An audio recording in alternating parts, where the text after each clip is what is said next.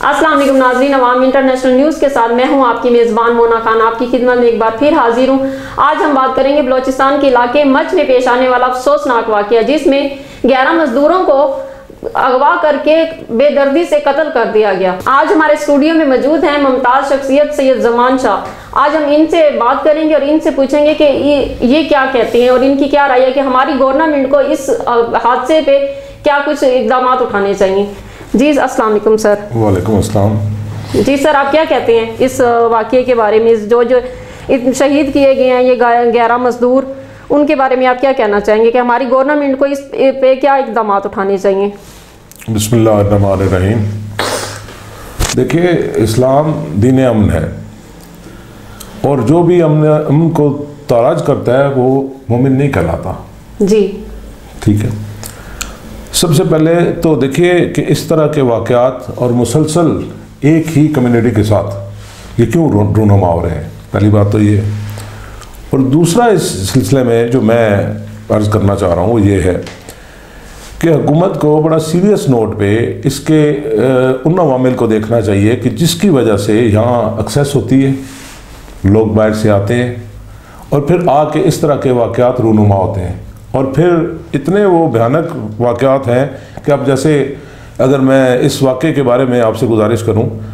تو دیکھیے دل خون کے آنسو رو رہا ہے۔ صحیح بات ہے۔ ٹھیک ہے کہ ایک ہی خاندان کے 5 اور ٹوٹل 11 بندے، اور پھر کس انداز سے ان کو شہید کیا گیا اور جس انداز سے اسے پسے گردن ان پہ خنجر چلایا گیا، تو یہ واقعہ تو کہیں اور پہ جا کے اس کی گڑیاں ملتی ہیں اور کسی اور بڑے واقعے کی یادگار میرا اشارہ کربلا کی طرف ہے۔ جی جی۔ لیکن اب دیکھیے کہ اس ہزارہ کمیونٹی کو ٹارگٹ کر کے ایک اسپیسیفک انداز سے ان کا جو مرڈر کیا گیا اور شہید کیا گیا، اس کے پیچھے جو اسلام دشمن قوتیں اور پاکستان دشمن قوتیں جو ان کے مقاصد ہیں وہ بڑے واضح طور پہ نظر آ رہے ہیں۔ وہ یہ چاہتے ہیں کہ ہمارے ملک میں بدامنی ہو، ہم آپس میں دیکھیے یہ ملک اتنا اسلام کے نام پہ بنا تو یہاں شیعہ سنی آپس میں اور جتنے بھی مختلف مکاتب فکر کے لوگ ہیں وہ بھائی بن کے رہ رہے ہیں، لیکن جب بھی ہمارے ملک میں سٹیبلٹی آتی ہے، جب بھی اکنامک ایکٹیویٹی جنریٹ ہوتی ہے، جب بھی یہاں پہ ترقی کی کوئی بات ہوتی ہے تو اس طرح کا واقعہ کر کے اس سارے کو سبوتاژ کرنے کی کوشش کی جاتی ہے۔ جہاں تک آپ کا سوال ہے کہ حکومت کو اس سلسلے میں کیا کرنا چاہیے، تو دیکھیے عمران خان صاحب کا جو ویژن ہے وہ بڑا کلیئر ہے۔ ٹھیک ہے، وہ بار بار ہمارے پرائم منسٹر جو مدینہ ریاست کی بات کرتے ہیں، تو میری ذاتی رائے یہ ہے کہ پرائم منسٹر کو بہت پہلے وہاں چلے جانا چاہیے تھا۔ اب انشاءاللہ تعالیٰ وہ کل جائیں گے، لیکن ان کے جانے سے اور ان کو وہاں جا کے ایک کلیئر میسیج دینا پڑے گا اپنی قوم کو، اور پھر میں سمجھتا ہوں کہ نہ صرف اس بھیانک واقعے کو آئندہ تاکہ اس کی ریپیٹیشن نہ ہو، اور دوسرا اس سے بھی امپورٹنٹ یہ ہے کہ اس کو جلد از جلد جو اس کے پیچھے جتنی بھی قوتیں ہیں ان کو بے نقاب کیا جائے، قاتلوں کو پکڑا جائے اور پھر انہیں سر عام جو ہے وہ سزا دی جائے۔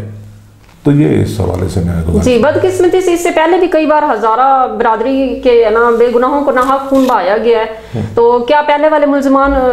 کو سزائیں ہوئی ہیں، گرفتار ہوئے ہیں وہ؟ دیکھیے اگر پہلے والے ملزمان کو سزائیں ہو جاتی تو شاید یہ واقعہ دوبارہ نہ ہوتا، اور ہمارے ہاں بدقسمتی سے ہمارا جو نظام ہے انصاف کا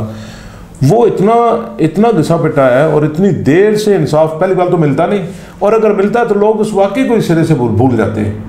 یعنی کہ یوں سمجھیں کہ اب جن کا بھائی، جن کا بیٹا، جن کا باپ اس دنیا سے چلا گیا، اب یہ انصاف اتنا دیر سے نہ ہو کہ وہ جو بیچارے انصاف کے انتظار میں وہ بھی اس دنیا کو چھوڑ کے چلے جائیں۔ تو میری اس بارے میں جو اپنی ذاتی رائے ہے وہ یہ ہے کہ ہمیں اپنے اس سارے نظام کو دیکھنا پڑے گا، اور پھر جب قاتل پکڑے جاتے ہیں تو پھر میری یہ حکومت سے گزارش ہے کہ وہ سر عام ان کو جو ہے وہ پھانسی دے، اور دوسرا اس کے پیچھے جتنے بھی عوامل ہیں ان کو بڑا کلیئرلی ہمارے پرائم منسٹر صاحب کو اور جتنے بھی میں سمجھتا ہوں کہ اس فورم ہے ہمارے، ان پہ جا کے اس کو ہائی لائٹ ہونا چاہیے کہ کون اس کے پس پشت کون لوگ تھے اور انہوں نے کیوں یہ اس کا سارا وہ کیا، تاکہ آئندہ سے اس طرح کا کوئی واقعہ جو ہے وہ رپیٹ نہ کیا جا سکے۔ اس ثانیے میں ایک ہی گھر کے 5 افراد کو شہید کر دیا گیا ہے، ایسے واقعات کی روک تھام کس طرح ممکن ہے؟ دیکھیے وہ تو میں پہلے عرض کر چکا کہ اس طرح کے واقعات کی روک تھام کے سلسلے میں، لیکن دوسری طرف یہ اتنا بھیانک واقعہ ہے کہ اب جس گھر کے 5 افراد کو شہید کیا گیا ہے ان کے گھر میں تو کوئی مرد بھی ایسا نہیں ہے کہ جو جنازہ، کیا ہماری ملک کے حالات اس نیچ پہ چلے گئے کہ کیا اب ہماری عورتیں جنازے اٹھائیں گی. اور دوسرا دیکھیے کہ امام حسین علیہ السلام کا فرمان ہے کہ ظلم کے خلاف آپ جتنی دیر سے اٹھو گے اتنی ہی بڑی قربانی بھی دینا پڑے گی, اتنی ہی بھاری قیمت بھی چکانا پڑے گی. تو میری حکومت سے بار بار یہ اپیل ہے کہ حکومت کو چاہیے کہ وہ جتنا جلد ہو سکے ان ظالموں کو کافر کے اقتدار تک پہنچائیں, اور صرف بیانات کی حد تک نہیں بلکہ ان کو سر عام لوگوں کے سامنے لا کر ان کو پھانسی دی جائے, تاکہ آئندہ سے, اور دیکھیں سر عام پھانسی بھی ہو اور ساتھ ساتھ اس چیز کو سامنے لے کے آنا حکومت کا فرض ہے, تاکہ لوگوں کو بھی پتہ چلے کہ ہمارے آپس میں مسلمان بھائیوں کو لڑانے کی جو پیچھے قوتیں ہیں وہ کون سی ہیں. قرآن جو ہماری کتاب ہے اور جس کو بحیثیت مسلمان ہم سب کا قرآن ایک ہے, رسول ایک ہے, کعبہ ایک ہے, خدا ایک ہے. اب قرآن میں بڑا واضح لکھا ہے کہ جس نے ایک انسان کو بھی ناحق مار دیا اس نے پوری انسانیت کا قتل کر دیا. تو میں بار بار ایک بات پہ جو زور دے رہا ہوں وہ یہ ہے کہ ہماری حکومت کو بڑا کلیئر سٹانس لینا پڑے گا اس سلسلے میں, اور اس سے پہلے جتنے بھی واقعات ہوئے اس طرح کے, وہ چاہے کسی بھی فرقے کے خلاف ہوں, ہونا یہ چاہیے کہ اس پہ کے پیچھے جو قوتیں ہیں ان کو بے نقاب کرنا, اور خاص کر کہ ہماری جو میں سمجھتا ہوں افغانستان کے ساتھ ہماری جو سرحد ہے جی, جہاں سے اب دیکھیں آپ میڈیا پہ میں دیکھ رہا تھا کہ افغانستان کے جھنڈے بھی مجھے نظر آئے کسی جلسے میں, اب میں اس کو زیادہ ہائی لائٹ نہیں کرتا. اسلام آباد میں مندر بھی سننے میں آیا کہ مندر سٹارٹ ہو رہے ہیں, یہ ساری چیزیں یہ ہمارے پاکستان ملک میں ہو رہا ہے, مسلمانوں کے ملک میں ہو رہے ہیں سب کچھ. دیکھیں مندر کا بننا کوئی ایسی بات نہیں ہے, مندر کو بننا چاہیے. ابھی جو پچھلے دنوں مندر انہوں نے جلایا میں اس کی مذمت کرتا ہوں. اسلام ایک وفاقی مذہب ہے اور اسلام میں جو اقلیتیں ہیں ان کے بڑے حقوق ہیں, کیونکہ یہ پاکستان سب کا ہے, یہ کسی ایک فرقے کے لیے نہیں بنا. کیا وزیر اعظم عمران خان کی ورثہ سے اظہار تعزیت کافی ہے؟ شہداء کے گھر میں جا کر داد درسی بھی کرنی چاہیے. وزیر اعظم صاحب یقیناً جائیں گے, اس سے پہلے بھی وہ کوئٹہ گئے تھے, ٹھیک ہے,